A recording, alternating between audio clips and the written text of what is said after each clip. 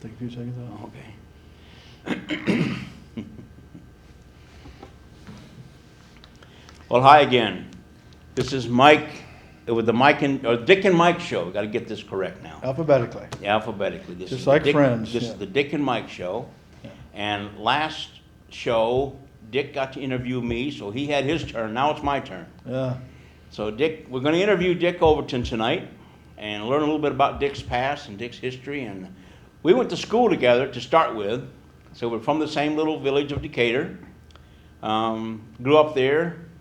We went our separate ways. I left when I was 17 and joined the Navy, and he finished school and joined the Marines. So Dick, I'd like you to start talking about yourself from high school on up, please. Okay, Mike, and I apologize. There's an assumption here that anybody wants to listen about me, but ironically, somebody did mention that I just sort of popped up on the scene, and people said, well, who are you really? Where are you from? And after we'd go out in the studio afterwards, and people would ask me questions, and they said, you really ought to introduce yourself sometime. So, good deal. Yeah, you and I are both from Decatur. I remembered you when you were a pretty athletic guy, and suddenly you disappeared one day, I remember, and rumor had it that you were in the Navy and that you had this exotic career, and you were a diver and everything. And I graduated from high school, that same high school, in '68. I went on to Southwestern Michigan College for a semester. I worked that first semester and saved enough money to go to that semester. Second semester came around and I didn't have a lot of money, but I was playing basketball for the school. One morning, on a Monday morning, I got up, went to school, but I turned around, I went to Kalamazoo, and I went to the Federal Center, and by the time I got home that day, I was in the Marine Corps, and I was going 2 weeks later. My brother was in Vietnam with the AmeriCal division at the time. So I came home about dinner time, or a little after dinner, which ordinarily would have been the same time had I gone to school, gone to basketball practice. But I walked in the door and saw the back of my father at the sink getting some water. My mother had a headache. She was in the other room not feeling too well. And I tell the story because years later I realized if my kid ever did this to me, I'd kill him. But he was there and heard the door open, turned around and I said, Dad, I'm going to need your help with something. Now, I could have wrecked my car. My girlfriend could have been in a family way. I could have been kicked out of school. Who knows? He looked at me and he said, you joined the service, didn't you? And I said, yeah. And he said, what did you join? And I said, the Marines. And he said, when do you go? And I said, about 12 days. So he said, well, give me a minute. And he went in and gave the water and aspirin to my mother. And I learned the meaning of primal scream. My mother let out and I thought, wow. So went to San Diego to boot camp, went to infantry school, got an infantry MOS, 0311, most of the Marines out there will know what it is.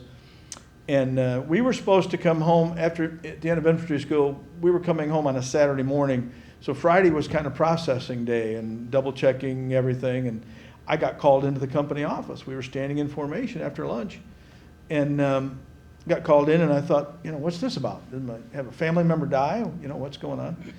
And got called in the captain's office, stood before him, and he had my record book out. And he said, Overton, it says here that you've got a semester of college and you can type 40 words a minute. Is that true? And I said, yes, sir. He says, get your gear. You're going to supply school. So I never got the infantry MOS entered in my book, but I went to Camp Lejeune, went to supply school, put me on 30 days of mess duty, which I hated. Actually volunteered for Vietnam to get out of it. So they shipped me back to California, figuring I'm on my way, and stopped me in California. And I worked for 9 months at a 5th Marine Division headquarters there. It was a pretty good job, skate job. But all the time I had wanted to go to Vietnam because that was the thing that was going on at that time. It didn't make any sense. I had a good friend in the headquarters there that I've stayed in touch with forever. In fact, I named my son kind of after him. And I kept asking the captain and the colonel, how do I get orders? And, well, they didn't want to let me go. I mean, I was doing a good job, and why upset their environment? So here I had a general right above me. I worked for a full bird colonel, and I had a captain that I worked with, and nobody was going to help me get orders to Vietnam. So as you know about the military, I'm in the chow line one day, and I'm going along with my little tray, and I'm talking to a guy that I never saw before. And I said, what do you do? And he said, I work in the company office. And I said, what do you do? He said, I'm in the order writing division. I said, what's that? He said, well, I fill quotas by MOS for overseas. So I told him what I wanted to do, and an hour later the phone rang, and he said, I've got some orders if you want to go. Well, Russ Marchand, the fellow that was sitting in the desk next to me, knew what this was about. Now, Russ had already been to Vietnam. In fact, he was a Purple Heart winner and had part of a finger missing when a shrapnel hit a piece of his stock and blew it off from a mortar. And he said, if you take those orders, I'll never speak to you again. And I said, well, never mind. And I hung up the phone. And I walked down the hall and I went into the men's room and I thought, doggone it, this was my intention. And so I came back and I went to Captain Slate and I said, I really wanted those orders. So he called up a lieutenant colonel in the company office and said, if you can get him those orders, I'd appreciate it. It's a personal favor. So he hung up the phone and he said, you're going. Now, fast forward about 25 years, we're sitting at Thanksgiving table with my brother and everybody around, and for the first time, my brother starts talking a little bit about his experiences, and he did a full tour, and he said, how did you only do 7.5 months in Vietnam? And I said, well, I volunteered. I had to waive my rights for a short tour. I had to go to the chaplain and be counseled and make sure that there wasn't any self-destructive reason I was volunteering and all that, And I had told him years ago to tell Mom that I had volunteered, so it would be, And I says, well, I volunteered. I had to go through all of that. And he's sitting across the table going, no. And I looked over at my mother, and this is the first she'd heard of it, so she was pretty upset.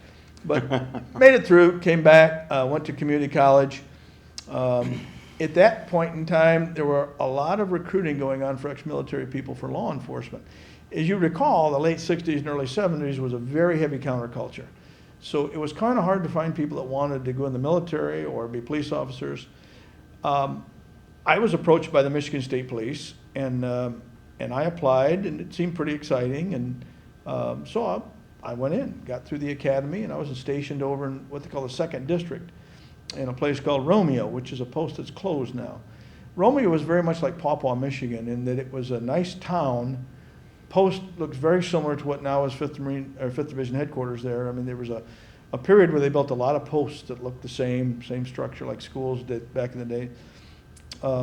But it sat right atop the northernmost suburbs of Detroit, Sterling Heights, followed by Warren, and then Troy and Royal Oak. So we had what was called the freeway. We used to call it freeway bandits. M53 was a leg of freeway that had been put up through there, I-75. So we constantly had these people coming out of the city and doing nefarious things, and we were always chasing them down into the city again on the freeways. In fact, the 2 years that I was in, if you check the National Policeman's Memorial, they have a statistics tab, and they can tell you by city, state, year, that type of thing, officers that were killed in the line of duty. And not minimizing any single death anywhere, law enforcement, construction, anything. We're losing about 100 or so this year in the line of duty. If you look at 73 and 74 when I was in, they set the record, and I have no idea why, but there were 275 in 73 and 280 in 74. And the only year that comes close to that is a year back during Prohibition, when it was a war anyway, and Right.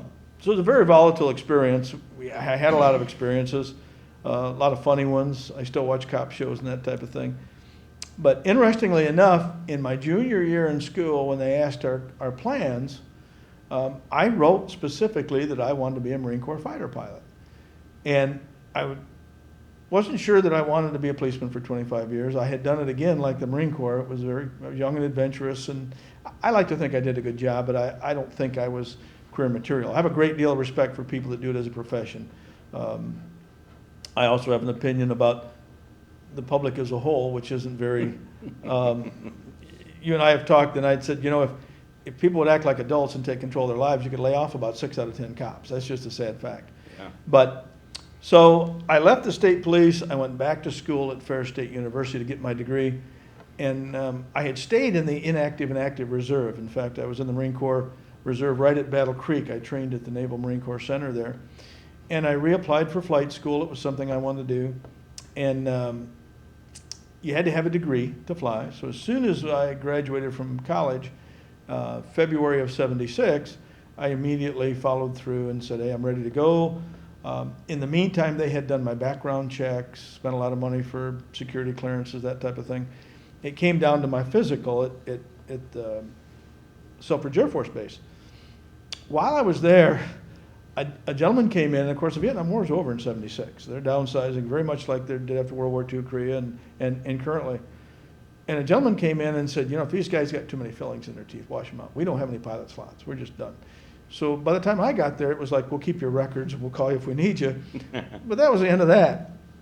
So I went back to just the business world, ran some companies. I did had a lot of good experience in retail management. I was a licensed insurance agent for 12 years. But one of the programs that I was quoting their insurance was Southwestern Michigan College. And we were quoting their entire package. And I was approached a little bit afterwards by one of the vice presidents for the school and said, we have an opening here, and after working with you and visiting with you, I can't remember if we got the insurance or not, but he said, we'd like to talk to you about a position here. So I ventured off into education. I took a job as the director of accounting. Now, I'm not a CPA by trade, but I had a business management and accounting degree from Ferris State University.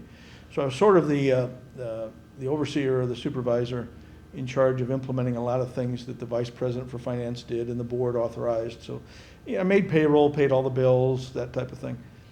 And worked with two very, very professional people. To this day, I think my president and vice president I worked under were two of the best guys. But what happened, I'm a tire kicker, as I used to call myself, and I had 4 years in that office. And I went to the president of the school one day, Dave Briegel, and said, I'm going to leave. I bought a hardware store. I'm going to go.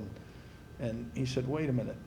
And I said, if I start the accounting cycle one more time, I'm going to kill myself. It wound up a little while later, they moved me over to recruiting with the School of Technology. And that wound up in varying ways about a 25-year career, because I went into recruiting for the School of Technology, which at that time included everything from machine tool technology to automotive. Southwestern Michigan College at that time had one of the few community college certified airframe and power plant programs. Getting a federally approved airframe and power plant certificate at community college rates was extraordinary, because there are some very good schools that do that, Spartan Aviation, that type of thing, but they're very expensive. In the process, I met my counterpart from Lake Michigan College, and he indicated that they were building a second campus that was going to be very much focused on technology, and that would I like to come over, because in addition to that, in a year or two, he was going to retire. So there was a chance to move up, and I did that. And I went over in 2000, I think in 1998. By that time, I went over to Lake Michigan College, and I stayed there to 2003. And in those 2 periods with the schools, I was very much involved in the processes of education and training and recruiting and that type of thing. And apprenticeships were a very, very big part of that. We had a very big group of students who were being sponsored by employers and different firms where they were paying for their school. They worked full time and becoming master tool makers, automotive mechanics, that type of thing. So I wound up as director of apprentice training for Lake Michigan College, working a lot with the U.S. Department of Labor. Everything that they did had to be certified by the U.S. Department of Labor. We used to call it the other 4-year degree, Mike. It was apprenticeship was sponsored by the federal government.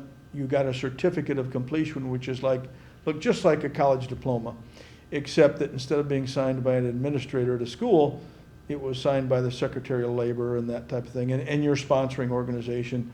Mm-hmm. I wrote a booklet of procedures for the federal government in Michigan, how to work with community colleges, and a guideline for programs, companies, and firms to set up apprenticeships when they were using a community college. Well, in about 2003, in the spring of 2003, my services were no longer desired by Lake Michigan College. It was a long story, but the essence of it was they were reorganizing and that type of thing, and my position didn't exist anymore. So I went back to something I had done while I was working in college, and that was construction. I sold building materials and that type of thing. So I was 53 years old with 3 kids in college and that type of thing, and suddenly unemployed, which was a real experience. Lo and behold, about 7 months later, who calls me but the federal government? Found out I was available, and they wanted to hire me to cover the Western District of Michigan, the flip side of the apprentice process. All the community colleges in the area used to go to them for certification and approval. Now I would be that person, their counterpart. And I took the job and I loved it. I just retired last April 1st after 12, 13 years with them. I also bought my military time just for retirement purposes. But I had from being in the service to being in the state police to the military, working with young people in colleges, it's been a very varied and diverse experience. Anecdotally, a lot of things that happened, as you know, and a lot of things, but enjoyed it the whole way. I've been very active in conservative politics. I ran for Congress under the Reform Party with Ross Perot years later. I got to meet him, which was one of the more interesting things in my life. If you remember Ross, the little general with a bad haircut is the way the press later described him. Of course, he was much like Donald Trump now.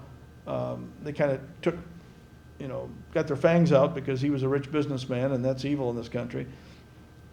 But one of the things he used to talk about was the pomp and circumstance and the parade that went by whenever he went to these debates and things. He says, you people have to see what goes on here. When I go to these things, he says, they bring a motorcade of people. They're out there with shirts under the lights. They argue about who sits where. Should we sit closer? They have makeup, He said, I've always worn dark suits and white shirts and dark ties. He said, when I come to one of these things, I fly in, I rent a car, I drive to the event, and I leave. Well, I got to see him talk at a very large gathering in Lansing, Michigan, and he brought up many of those themes again. And then afterwards, of course, he met individually with the press and had to do a little press conference before he left. Well, I was just kind of curious if he really was just that single, guy running around. I went out back of the Holiday Inn and waited by the parking lot. And Mike, sure enough, about 20 minutes later, one Michigan State trooper opened up the door and said, "Good night, Mr. Perot." And he starts walking across the parking lot. Well, I walked up to him and introduced myself, and we talked for 5 to 7 minutes before everybody else spotted him. But then I was moved back in line by a young Boy Scout in full uniform that came up with a cast on. And Ross said, "Whoa, wait, we have a scout here." And by then, 8 or 10 people had spotted him and were talking. But he told me 2 very, very interesting things that I've used and I've talked to people. And he said, "Richard, the thing that's wrong with politics today," he says, "is the same people that bring us cornflakes bring us candidates.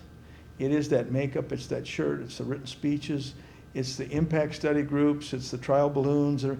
So it's a team effort to put this thing forward." He says, and the other problem is, and he was speaking both, I think, of Democrats, Republicans, and whoever. He said, and the other thing is that the political class, meaning everybody that's involved in this game, has convinced enough people that what they're really doing is electing the high school class president. It's a popularity contest, and who makes me feel the best and who I like the best. He says, and they want it that way. So you continually get style over substance. And he said, and it's killing us. And you can extrapolate that or continue that forward today in every other election, and you see a repetition of the same thing. People that find out something isn't savory because they said or did it, they're a candidate. Next day they either recant, revise, Mm-hmm. And again, refreshingly enough, get into politics here, I'm kind of attracted just for the non-political aspect of Mr. Trump. Because I was very attracted to Ross Perot for that same thing. Right. So I've had a very varied career. I've lived in Decatur, raised my kids there. I have 3 kids. I have one who's a fighter pilot in the Air Force. I have a daughter that's a pharmacist. I have another daughter who's married to a career soldier, captain in the Army. She's working on her master's in counseling, majoring in working with military people, families, and that type of thing. So I'm very proud of them. But Decatur's been a great place to grow up. It's a nice little town. You came back there. We have what we call a lot of homing pigeons. You know that. Yeah. People that go away and live other places, and then they come back. It's been a bedroom community for me, so to speak, because I've always worked somewhere else and gone out. Been able to travel, worked a lot with people in different, very large corporations from Upjohn and Denso and that type of thing to small companies in Berrien County. But it's been a real interesting career for me. Like I said, I retired April 1st. I still do a lot of volunteer work with veterans. I've done speaking engagements at high schools. I used to go into youth homes and juvenile homes and talk to young people. Like you, just because of the early days of my existence, my head was cocked a little this way. Yeah. And nobody knows, my grandfather used to say, nobody knows, the guy that puts his hand on the hot stove knows more about it than anybody else. Yeah. So I tried to pass, just in a mentoring way, things that you've learned along the way. And you see, as you know more and more, I won't say it's so simple, but the same mistakes, stumbling, and patterns keep appearing. Something I read years ago, and I'm really misquoting, someone who's English major and specializes in Shakespeare or something will correct me, but it was something about one of the banes of humanity is that instead of living, benefiting from the 1,000 lives that have gone before, we're condemned to live the same futile life 1,000 times over, that type of thing. But I still do a lot of work with veterans groups. I did a show when you were absent with Bob Short, who's a regional coordinator for Buddy to Buddy. Still live in Decatur. Thank God I have pretty decent health, good number of friends, and brought me forward to here. So it's an opportunity to talk about some of the things that we've learned and get reintroduced to you after all these years, which I've also enjoyed. So it's been fun. It's funny, like it's a big circle. Yeah. And, people always ask me where I've been. Why am I back in Decatur? Right. And there's an attraction there. The quality of life in southwestern Michigan, period, is pretty darn good. And I'm just trying to think of a phrase or Right. something that puts it into Right. perspective. And when I was in Decatur as a young person, and I'm not going to speak for you, but I didn't know what I had. Yeah. Didn't have any idea what I had. I was pretty adventurous anyway, so being a small rural farm town in Decatur, outside of driving a tractor and tipping it over, I didn't have a... That was your great experience. That was in my life. great experience in life. And then you wanted more of those. So I left it. Yeah. But when I got back to Decatur, again, I didn't know what I had. But now I do. Sure. Now I understand I know what I had. Yeah. And the significance of that is, how do we get the young people in Decatur and surrounding towns and Right. any rural town Right. in the United States to appreciate what they've got? Well, Mike, that's good, because I think there's a lot of philosophers out there about money won't buy happiness, that type of thing, Yeah. So the core simple things that you have in those, in a microcosm, first your house and then your community in a small town, are the most valuable things in the world. That's what as you say, you realize and appreciate later. It's the old adage, I never saw a man on his deathbed who said, I wish I'd have spent more time at the office. Yeah. You start to think, this is pretty nice here. And what we have in that community is going by, saying hi to people. I have friends that come from other towns, and they'll come in for some event at the VFW or whatever. I go into the restaurant, go down the street, and people are waving at me. He said, you know everybody here. And I said, well, you hang around for 50 years with 1,800 people. But I said, interestingly enough, the town changes. People think you're stuck in a little town where everything's the same. When I went to high school there, and you can recall, you picked up a program for an athletic event, and there were certain names. Yep. They were your classmates. They were the Smiths, the Browns, and I go today and I see all these new names. It turns over. You don't have to change it. Yeah. It'll turn over on its own. But some of the basic things that make it attractive and make it nice, I think my kids had a great experience. They got a great education there. Anything they wanted to participate in, I think these small towns give you a great opportunity to do that. I might have never been an athlete if I went to Redford Township or whatever, but I could play all four sports in Decatur. They were hard up for athletes, But there's a lot to that. And some of our great people from the past, you look at, the Harry Trumans and the Abe Lincolns, came from rural backgrounds where these core values and things were there, and instead of changing when they left, they took them with them. So there's a great deal to be learned from that small family. And I'm glad we had an opportunity after we both returned. Yeah. With not this idea in mind. Right. But it's eventuated over our association, getting back to know each other again, and our families and the town. And you can't go into a restaurant without me seeing you or you seeing me at one time or Right. another with different people and all of our other friends. And And we have them on the show periodically. Right. And the more people we can get on the show, the better from Right. that area. But I enjoy the friendliness, like Mayberry sort of thing. Well, yeah. You know, it really does exist. to You some drive, degree, it does. Yeah. And I'm amazed because I've lived in some big cities worldwide. Right. You drive down the street in Decatur and people wave to you. Yep. And the other cars. The other cars, they honk at you, they flash their lights, and you go into a restaurant and you know all the waitresses' names. They all know yours, good or bad. They still know your name. You know, just you talk about waving at you. Just today, I'm putting an addition on my house. One of my hobbies is carpentry. I worked my way through school, doing a lot of framing and cement work. I've done a lot of other things I didn't cover, but so it's kind of a hobby for me now. And I had a lot of things out in the back of my tailgate of my pickup today, some wrenches and even a little fold-over small notebook that I was putting measurements on. So I jumped in the truck and ran uptown to get something. And I pulled up to the stoplight to make a left turn, and a name that you know, I won't say on the air, but just a local guy. I'm stopped at the light, and I hear this, "Hey, Overton," and I look over, and here's this guy, and he says, "Your tailgate's down, you're gonna lose everything." I said, "Thanks." And I pulled in, and I hadn't lost one item off that tailgate. The box of nails was still for the pneumatic gun. Even the little booklet hadn't blown off, you know. But it was just funny. I hear this guy go, "Hey," and I look over, and it's, "Your tailgate's down, you're gonna lose everything." "Thanks," you know. I had that same thing happen in a larger community nearby when I was helping a guy. We ran down to the store, and I had one of those 5-gallon drywall buckets that you can get these canvas bags that slip inside and get all the pouches. Yeah. That was sitting at my tailgate. I lost it somewhere between where I was at and the 1.5 miles to the hardware store. The minute I got out, I turned around. I only was on 2 streets. I went back. There wasn't a trace of anything that came off that truck. Whoever found it didn't chase me down to give it back. They picked it up and took it. You know, just a little difference. Not that something like that couldn't happen in Decatur Oh, I as well, know, yeah, but still, and it's not just the central area, because down Decatur's only 2 blocks either direction, Yeah. just about. But We have one stoplight one that stoplight. goes flashing at night. There's one yellow flashing light, Yeah, yeah, but it's in the rural areas too. yep. You know, somebody lives on a farm, so-and-so, well, you know where that is. They don't go by roads and names. It's by Chuck's house or Barry's house. Yeah, And- yeah. Turn out there by so-and-so, yeah. You know, go by Charlie's place and then turn left and go 2 miles. Yeah. And that's how the directions are. And I like that. Yeah. It's all familiar.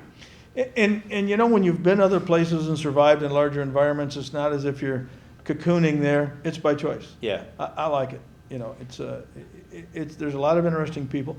And you mentioned too, by the way, and we should say that, we wanted to have more people, that if they've got something to say, come visit us. Oh, yes, definitely. There are any number of people that are involved in a situation, from something at school to, you know, maybe a criminal matter, I don't know, but somebody, boy, if I could just tell my side, they're misrepresenting what I did, or I'd like to talk to you about this. If you really want to do that, give us send us an email. Our email's up and posted on the screen. And if it's something that we think, you know, they really should have a few minutes to tell their side of it, and it's kind of relevant to what's going on, and we'd like to talk about and explore it a little bit, feel free. We'd be more than happy to have you. And it doesn't have to be all adults. If students out there want You to bet. come on board, I've had my nieces and nephews on. Yep. I sort of coerced them to come on, Yep. and it was okay because they're my relations. But I've had other people on, young people we need to have on, Yep. come on board and tell us, ask us questions, There- and challenge us on our beliefs and our stuff. And there are a lot of very important issues that young people are involved with today. We see over and over about prayer in school, and Yeah. sometimes the students creatively violate that. You know, we hear about the Yeah. fellow that sneezed at his graduation speech, and everybody said, "Bless you." Yeah. But I mean, there are things that you think are of a national perspective, and yet students are getting involved with them. So we got about 40 seconds left. We're kind of wrapping up here. I appreciate the time to at least introduce myself. As I said, there's a little assumption there that anybody wants to hear about it. Right. But just popping up out of nowhere and sticking around, probably a good idea to just tell a little bit about myself. So thanks for the time. Okay. Yeah. Thanks. I look forward to seeing you on the next show. Yep, we'll do another. Thanks, Mike.